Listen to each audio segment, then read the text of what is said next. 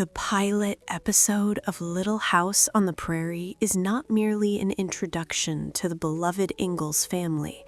It's an odyssey, rich with emotion, hardship, and the breathtaking beauty of the untamed American frontier. Clocking in at nearly 100 minutes, this extended episode serves as a powerful prologue, laying the emotional and thematic foundation for what would become one of the most iconic family dramas on television. We open with the warm and innocent voice of young Laura Ingalls. If she had a remembrance book, she says, she would write how it felt to leave behind their little house in the big woods to head west toward Indian Territory. The reason? The big woods had grown crowded, game was disappearing, and Pa feared hunger. Ma, stoic yet tender, warned that they might never again see Grandma, Grandpa, or their beloved aunts and uncles. For Laura, though, the journey held the promise of adventure and possibility, a place where there had never been a road before.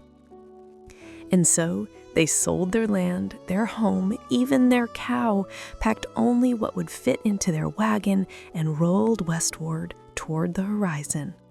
Pod took his fiddle, a symbol of joy and endurance, and Laura clung to Jack, their faithful dog, her truest friend. The promise of fertile land and freedom kept them going, even as Mary, ever the cautious elder sister, harbored fear in her heart. But the road west is never gentle. We see Charles making the heartbreaking decision to trade their tired old horses for new ones. They'll thrive again, he assures the girls. He even brings home 2 stout ponies, Pat and Patty. They name them with glee. The moment is warm, yet edged with the sacrifices they must continually make. Then a river crossing tests their courage. As the water roars wild with spring flood, they push the wagon through, ponies straining against the current. Panic rises. Pa shouts over the crashing water.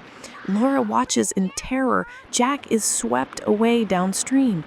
They search. They wait. But there's no sign of him. That night, the joy is gone from their camp. Laura, stoic but sorrowful, grieves for her dog and for the hole left in her heart. Pa hides his pain, blaming himself for not letting Jack ride in the wagon. The journey continues, now heavier with loss. Days pass. Kansas welcomes them. And then, against all odds, Jack returns. Dirty, worn, but alive. He had followed them across miles of unfamiliar country. Love, instinct, and fierce loyalty brought him home.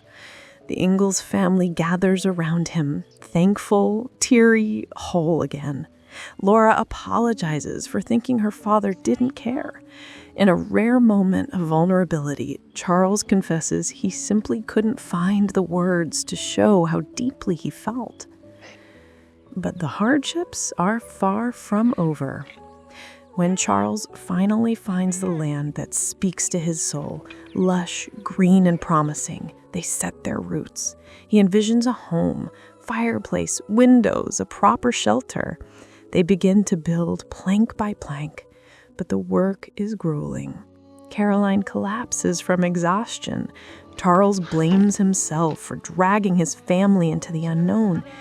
But she reassures him her home is where he is. Together, they press on. Enter Mr. Edwards, the wild, scruffy bachelor neighbor with a heart of gold and a habit of spitting. He's rough around the edges, uncivilized by Caroline's standards, but loyal and good-natured. While Laura takes to him immediately, Caroline is wary. He's uncivilized, she huffs. Yet his kindness and hard work, helping build the cabin, sharing meals, making the girls laugh, begins to warm even her heart. One night, under the fiddle's sweet melody, the family dances with Mr. Edwards. There's laughter, stew, and the simple joy of community. The prairie for a moment feels like home. The birth of the foal marks another milestone. Patty, their pony, survives the delivery. It's a moment of wonder for the girls, especially Laura, who watches in awe as new life enters the world. It's one of many powerful images that define the pioneer experience, not just hardship, but birth, resilience, and grace. But danger is never far. Charles warns Laura not to untie Jack while he goes hunting. Indians are near, and he fears a confrontation. When a group of Osage tribesmen appear unexpectedly, the tension in the cabin tightens. Caroline bravely offers food and kindness. Charles returns, and they part in peace, but the shadow of displacement looms. The government, we learn, has decided to push the Osage out of their land. Even the noble chief Soldat Duchesne will be forced to leave. Laura is indignant. She says it's not fair. And she's right. The land may be open, but not unoccupied. Christmas comes with its own magic. The Ingalls have little, no decorations, few gifts, but Mr. Edwards arrives like a cowboy Santa Claus, trudging through a blizzard to deliver presents from Santa himself. Handmade cookies, red mittens, shiny pennies, small treasures that ignite big joy. Laura declares it the best Christmas ever, not because of what they received, but because Ma finally accepts Mr. Edwards with warmth and gratitude. Spring returns, and with it, new hope. Pod trades his furs for a plow and seeds. He beams as he carves lines into the earth. But then, a wildfire. Flames leap through the prairie. Pa fights with buckets. Horses scream. The family flees to the riverbank. It's harrowing, and they barely escape. The gophers and rabbits went down the creek, Pa explains to Laura, reassuring her that nature has its own wisdom in surviving. And then the final blow. Though they have braved rivers, walls, fire, childbirth, hunger, and loneliness, it is bureaucracy that defeats them. The U.S. government has redrawn the lines. Their home is on the wrong side. They are ordered to leave. Charles is devastated. So is Caroline. They must abandon their house they built, the plow, the dreams. Mr. Edwards, now a dear friend, takes the cow and calf as a gift, an exchange of loyalty and mutual respect. Goodbyes are better and tearful. Laura clings to Mr. Edwards, refusing to let go. She says, "I'll never forget you."